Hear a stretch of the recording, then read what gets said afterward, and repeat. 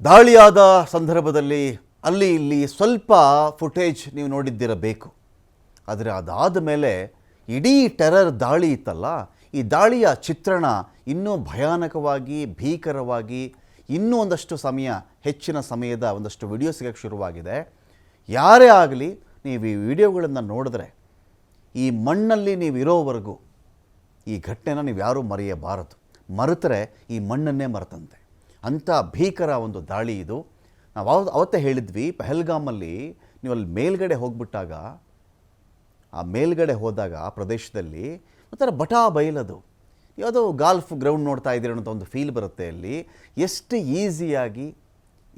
ಈಸಿಯಾಗಿ ಮನಸ್ಸೋ ಇಚ್ಛೆ ಗುಂಡಿನ ಸುರಿಮಳೆ ಸುರಿಸಿ ಸಾಯಿಸಿದ್ದಾರೆ ಅಂತ ಹೇಳಿದ್ರೆ ಯಾರ್ಯಾರೂ ಮರೆಯೋಕ್ಕಾಗಲ್ಲ. ಅದು ಬೈಸರನ್ ವ್ಯಾಲಿ ಅಂತ ಮಾತಾಡ್ತೀವಿ. ಕಾಶ್ಮೀರದ ಪಹಲ್ಗಾಮ್ನಲ್ಲಿ ಬೈಸರನ್ ವ್ಯಾಲಿ ಅದು. ಈ ವ್ಯಾಲಿಯಲ್ಲಿ ನಡ್ಕೊಂಡೇ ಹೋಗಬೇಕು, ಇಲ್ಲ ಗಿಡ್ಡ ಕುದುರೆಗಳ ಮೂಲಕ ನೀವು ಹೋಗಬೇಕಾಗತ್ತೆ ಮೇಲ್ಗಡೆಗೆ.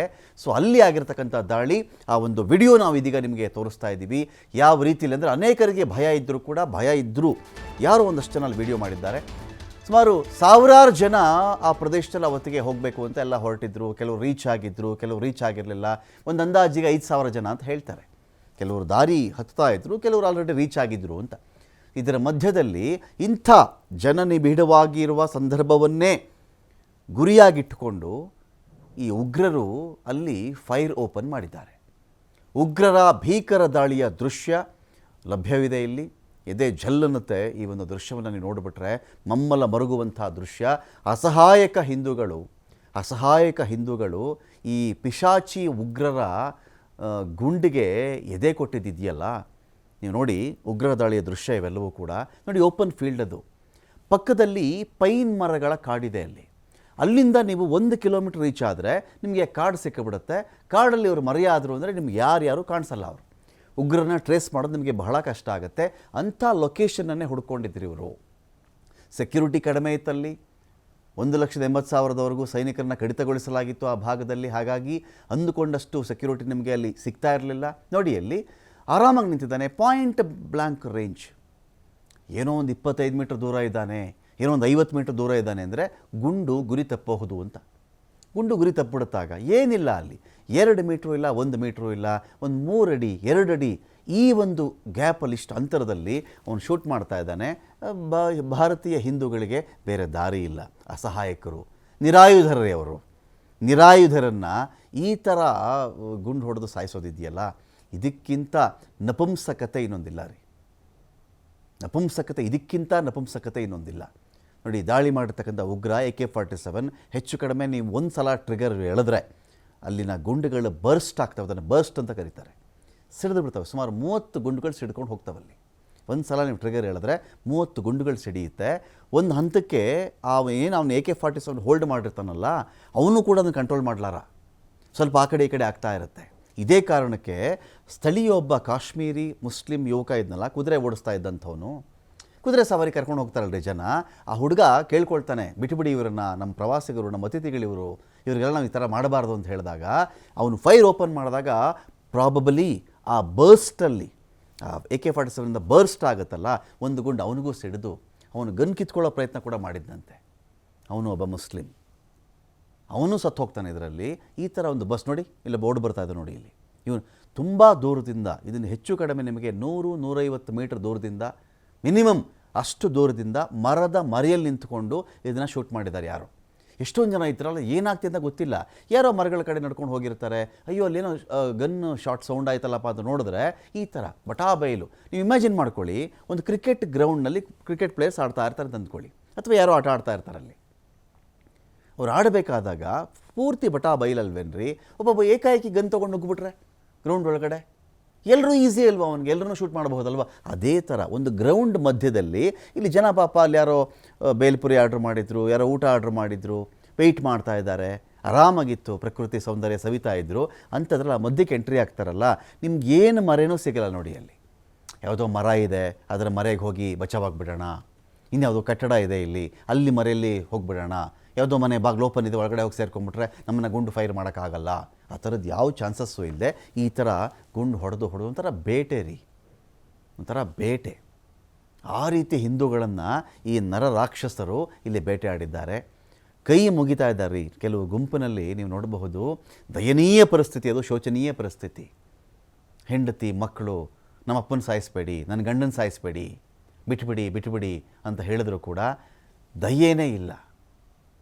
ದಯೆನೇ ಇಲ್ಲ ರೀ. ದಯೆ ಇಲ್ಲದೆ ನಿರ್ದಾಕ್ಷಿಣ್ಯವಾಗಿ ನಿರ್ದಯಿಗಳಾದ ರಕ್ಕಸರು, ಭೂಮಿ ಮೇಲೆ ಬದುಕಲಿಕ್ಕೆ ಲಾಯಕ್ಕಿಲ್ಲದೆ ಇರತಕ್ಕಂಥ ಪಿಶಾಚಿಗಳಿವರು. ನಾನು ಯಾವುದೇ ಮೃಗಕ್ಕೂ ಇವ್ರನ್ನ ಹೋಲಿಸಲ್ಲ ರೀ. ಮೃಗಗಳಿಗೆ ಈ ಥರ ಗುಣ ಇರಲ್ಲ. ಹಸಿವಿಗೆ ಪ್ರಕೃತಿ ನಿಯಮ, ಜೀವ ಸರಪಳಿ ಇದೆಯಲ್ಲ, ಒಂದು ಜೀವಿ ತಿಂದಿನ ಒಂದು ಜೀವಿ ಬದುಕುತ್ತೆ ಅಂಥೇಳಿ ಅದಕ್ಕೆ ಹಸಿವಿಗೆ ಎಷ್ಟು ಬೇಕೋ ಅಷ್ಟು ಊಟ ಮಾಡ್ಕೊಳ್ಳುತ್ತೆ. ಹಾಗಾಗಿ ಅದನ್ನು ಕ್ರೂರ ಪ್ರಾಣಿ ಹಾಗೆ ಹೀಗೆ ಅಂತ ಕರೀತಾರೆ. ಅದರ ಆಹಾರ ರಚನೆಯೇ ಹಾಗಾಗಿದೆಯಲ್ಲ, ಏನು ಮಾಡೋಕ್ಕಾಗತ್ತೆ. ಅವೆಲ್ಲರಿಗಿಂತ ನೀಚರು ಮಾಡುವಂಥ ಒಂದು ಘೋರ ಕೃತ್ಯ ಇದು. ಸ್ವರ್ಗ ಥರ ಇತ್ತು ರೀ ಬೈಸರನ್ ವ್ಯಾಲಿ. 10 ನಿಮಿಷಗಳಲ್ಲಿ ಈ ಕಣಿವೆಯಲ್ಲಿ ಹರಿದಿರೋದು ರಕ್ತದ ಕೋಡಿ. 5 ಜನ ಹಂತಕರು ಬಂದಿದ್ದಾರಿಲ್ಲ, 5 ಜನ. 3 ಸ್ಥಳಗಳಿದೆ ಇಲ್ಲಿ. 10 ನಿಮಿಷ ನಾನ್ ಸ್ಟಾಪ್ ಫೈರಿಂಗ್. ನೀವು ಇಮ್ಯಾಜಿನ್ ಮಾಡ್ಕೊಳ್ಳಿ, 1 ನಿಮಿಷ ಫೈರಿಂಗ್ ಮಾಡಿದ್ರೆ ಸಾಕ್ರಿ, 100 ಹೆಣ್ಗಳು ಬಿದ್ದು ಹೋಗ್ಬಿಡ್ತವೆ. ಅವ್ರಿಗೆ ಕೈಗೆ ಸಿಕ್ಕಷ್ಟು ಜನಗಳ ಮೇಲೆ ಆ ಟೈಮಲ್ಲಿ ಫೈರ್ ಮಾಡಿದ್ದಾರೆ. ತುಂಬ ಹೊತ್ತು ಫೈರ್ ಮಾಡ್ಕೊಂಡು ಇರೋಕ್ಕಾಗಲ್ಲ. ಅಲ್ಲಿ ಯಾರಾದರೂ ಬರಬಹುದು, ಅವ್ರ ಮೇಲೆ ಅಟ್ಯಾಕ್ ಮಾಡಿಬಿಡಬಹುದು, ಹಿಡಿದು ಬಿಡಬಹುದು, ಆ ಭಯ ಇರುತ್ತಲ್ಲ ಅವ್ರಿಗೆ. ಹಾಗಾಗಿ 10 ನಿಮಿಷ ನಾನ್ ಸ್ಟಾಪ್ ಫೈರಿಂಗ್ ಮಾಡಿದ್ದಾರೆ. ಹುಲ್ಲುಗಾವಲ ಮೇಲೆ ಒಂದೊಂದು ಗೀತೆ ಇದೆ, ಕೆಂಪಾದವೋ ಎಲ್ಲ ಕೆಂಪಾದವೋ, ಹಸೂರಿದ್ದ ಗಿಡ ಮರ, ಬೆಳ್ಳಗಿದ್ದ ಹೂವೆಲ್ಲ ಕೆಂಪಾದವು ಅಂಥೇಳಿ. ಅಂಥ ಒಂದು ಹಸಿರು ಹುಲ್ಲುಗಾವಲು, ಅಂಥ ಹಿಮಾಚ್ಛಾದಿತ ಪ್ರದೇಶಗಳಲ್ಲಿ ಇವರಿಗೆ ಗುಂಡಿನ ಮಳೆ ಸುರಿಸಿ ಅದನ್ನೆಲ್ಲ ಕೆಂಪು ಮಾಡಿಬಿಟ್ರಲ್ರಿ. ಆಟವಾಡ್ತಾ ಇದ್ರಿ ರೀ ಮಕ್ಕಳು. ಖುಷಿ ಮಕ್ಕಳಿಗೆ. ಬೇಸಿಗೆ ರಜೆ, ಎಕ್ಸಾಮ್ ಎಲ್ಲ ಮುಗಿಸ್ಕೊಂಡಿದ್ದಾರೆ, ಆರಾಮಾಗಿ ಹೋಗಿದ್ದಾರೆ. ಒಂದು ಕಡೆ ಮಕ್ಕಳು ಆಟಕ್ಕೆ ಬಿಟ್ಟುಬಿಟ್ಟು ನಿಮಗೇನೋ ತಿಂಡಿ ತರ್ತೀನಿ ಇರಪ್ಪ ನಾನು ಅಂಥೇಳಿ ಗಂಡನೋ ಅಪ್ಪನೋ ಅಲ್ಲಿ ಆ ಕಡೆ ಹೋದಾಗ ಈ ಹೆಂಡತಿ ಮಕ್ಕಳು ಈ ಕಡೆ ಇದ್ದರು. ಬೇಲ್ಪುರಿ ಸವಿತಾ ಇದ್ದರು, ಕೆಲವರು ಪ್ರಕೃತಿ ಸೌಂದರ್ಯಕ್ಕೆ ಮಾರು ಹೋಗಿದ್ದರು. ಈ ಟೈಮ್ ನೋಡಿ ಕೆಳಗಡೆ ಅದೆಷ್ಟೋ ಜನ ಮರದ ಕೆಳಗಡೆ ಹಾಯಾಗಿ ಮಲಗಿದ್ರಂತೆ. ಇದೇ ವೇಳೆ ಪಕ್ಕದ ಪೈನ್ ಫಾರೆಸ್ಟ್, ಪೈನ್ ಮರಗಳ ಕಾಡುಗಳದು, ಪೈನ್ ಮರಗಳ ಕಾಡು, ಅದರಿಂದ ಬಂದಂತಹ ಈ ನಿಗೂಢ ಹಂತಕರು, ಉಗ್ರಗಾಮಿಗಳು ಹೆಚ್ಚು ಜನಸಂದಣಿ ಇದ್ದಂಥ 3 ಸ್ಥಳವನ್ನು ಆ ಟೈಮಲ್ಲಿ ಆಯ್ಕೆ ಮಾಡ್ಕೊಳ್ತಾರೆ ಇವರು. ಮಧ್ಯಾಹ್ನ 1:50 ಸುಮಾರಿಗೆ ಮೊದಲ ಗುಂಡಿನ ದಾಳಿಯಾಗಿರೋದಲ್ಲಿ. ಇನ್ನು ಧರ್ಮ ಯಾವುದು ಹೇಳು ಹೇಳು ಹೇಳು, ಐಡೆಂಟಿ ಕಾರ್ಡಲ್ಲಿ ತೋರಿಸು ಅಂತ ಕೇಳಿ ಹೆಸರಲ್ಲೇ ನೋಡ್ಬಿಡ್ತಾರೆ ಅವರು. ಹಿಂದೂನಾ, ಮುಸ್ಲಿಮಾ, ಕ್ರಿಶ್ಚಿಯನಾ ಏನು ಅಂಥೇಳಿ ಹೆಸರು ನೋಡೋದು, ಸಾಯಿಸೋದು. ಕೆಲವರಿಗೆ ಹೇಳು ನೀನು ಇದರಲ್ಲಿ ಕುರಾನಲ್ಲಿ ಇದನ್ನು ಪಠಣೆ ಮಾಡಿ, ನೀನು ಇದು ಹೇಳು, ನೀನು ಇದು ಗೊತ್ತಾ ನಿನಗೆ ಅಂದರೆ ನನಗೆ ಗೊತ್ತಿಲ್ಲ ಅಂತ ನಾವು ಸಾಯಿಸೋದು. ದಾಳಿ ಬಳಿಕ 2:30 ಇಂಡಿಯನ್ ಆರ್ಮಿಗೆ ಮಹಿಳೆಯೊಬ್ಬರು ಮಾಹಿತಿ ಕೊಟ್ಟುಬಿಡ್ತಾರೆ, ಈ ಥರ ಆಗಿಬಿಟ್ಟಿದೆ ಇಲ್ಲಿ ಪಹಲ್ಗಾಮ್ನಲ್ಲಿ, ಬೈಸರನ್ ವ್ಯಾಲಿಯಲ್ಲಿ ಈ ಥರ ಆಗಿದೆ ಅಂಥೇಳಿ. 2:30 ಅವರು ಕೊಟ್ಟರೆ, ಇಲ್ಲಿ ನೋಡಿ ಸೇನೆಗೆ ಅದಕ್ಕೆ ನಾವು ಹ್ಯಾಟ್ಸ್ ಆಫ್ ಹೇಳೋದು.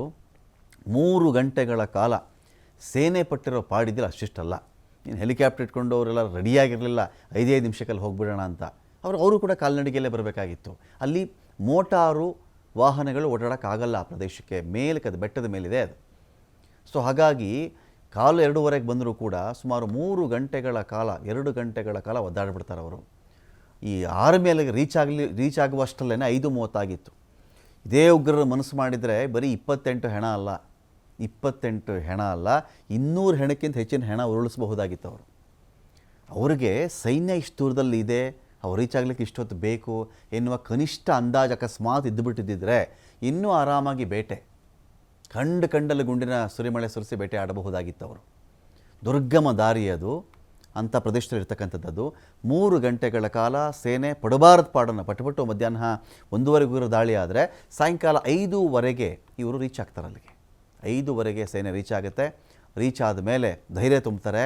ಅಲ್ಲಿ ಜನಕ್ಕೇನು ಅಂದರೆ, ಉಗ್ರರು ಅದೇ ಡ್ರೆಸ್ ಹಾಕ್ಕೊಂಡಿದ್ರು, ಅದೇ ಯೂನಿಫಾರ್ಮಲ್ಲಿದ್ದರು, ಸೈನ್ಯದವರು ಅದೇ ಬರ್ತಾ ಇದ್ದಾರಲ್ಲ, ಇಲ್ಲಿ ಸೈನ್ಯ ಯಾರು ಉಗ್ರರು ಯಾರು ಗೊತ್ತಿಲ್ಲ, ನಮ್ಮನ್ನೇನು ಮಾಡಬೇಡಿ, ಬಿಟ್ಬಿಡಿ ಅಂಥೇಳಿ ಭಾರತೀಯ ಸೈನ್ಯಕ್ಕೆ ಕೆಲವು ಮಹಿಳೆಯರು ಅಂಗಲಾಚ್ತಾ ಇದ್ರಲ್ಲ, ಮಮ್ಮಲ ಮರುಗುವಂತಹ ವಿಷಯ ಅದು. ನಮ್ಮನ್ನೇನು ಮಾಡಬೇಡಿ ಅಂತೇಳಿ ಅಂದರೆ ಅವ್ರನ್ನೂ ಉಗ್ರರು ಅಂತ ಅಂದ್ಕೊಂಡ್ಬಿಟ್ಟಿದ್ದಾರೆ. ನೋಡಿ ಪರಿಸ್ಥಿತಿ ಹೇಗಿರುತ್ತೆ ಅನ್ನೋದಕ್ಕೆ. 200 ಮೀಟರ್ ಅಗಲ, 800 ಮೀಟರ್ ಉದ್ದದ ಜಾಗ ರೀ ಅದು. 200 ಮೀಟರ್ ಅಗಲ, 800 ಮೀಟರ್ ಉದ್ದದ ಜಾಗ ಅದು. ಸುತ್ತಲೂ ದಟ್ಟವಾದಂಥ ಕಾಡಿನಿಂದ ಆವೃತವಾಗಿರ್ತಕ್ಕಂಥ ಒಂದು ಸ್ಥಳ. ಸುಮಾರು ಒಂದು 7-8 ಫುಟ್ಬಾಲ್ ಸ್ಟೇಡಿಯಂ ಅಂತ ಅಂದ್ಕೊಳ್ಳಿ. ಎಲ್ಲ ಒಂದು ಕಡೆ ಇಟ್ಟರೆ ಹೇಗಾಗುತ್ತೋ ಅಷ್ಟು ಅಗಲವಾದಂಥ ಒಂದು ಸ್ಥಳ ಅದು.